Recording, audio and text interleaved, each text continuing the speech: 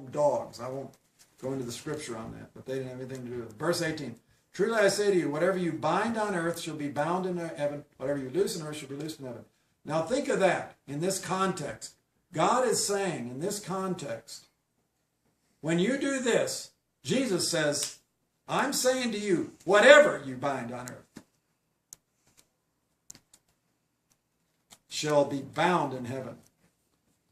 Whatever you loose on earth shall be loosed in heaven. What's the you? It's the plurality. You see, in the Old Testament, again, our lack of Old Testament knowledge, oftentimes we don't understand this. In the Old Testament, if 2 or 3 people were a witness of something, people could be put to death based on just 2 or 3 people.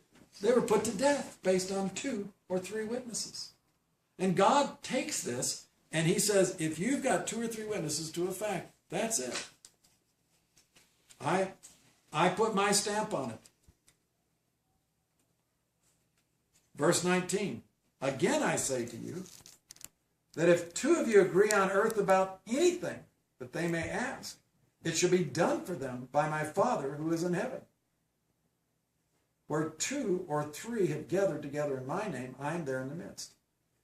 The power of 2 or 3. I mean, this is the church. It's as small as 2 or 3. And notice, go back up there. Notice what it says in the first verse. It's any sin, if your brother sins. So this is just wide open. This creates holy churches. We trained, some of you knew that were with us in some of our churches in the past. This is why there was an incredible unity. This was taught. This was trained in. And I tell you, people love it.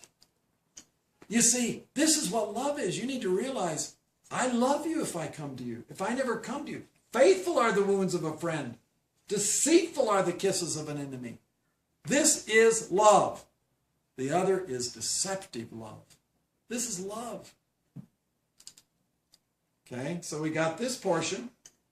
Then we got 1 Corinthians 5. And then there's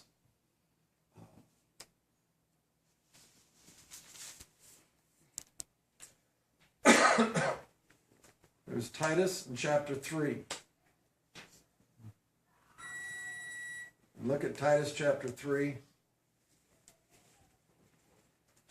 verse 10. In Titus 3:10, the New American says, reject a factious man after a first and second warning. Or the New Living says, if people are causing divisions among you, give them a first and second warning. After that, have nothing to do with them. Now here it's a specific sin. It didn't say a sin. It wasn't an immoral person. But remember, the immoral person,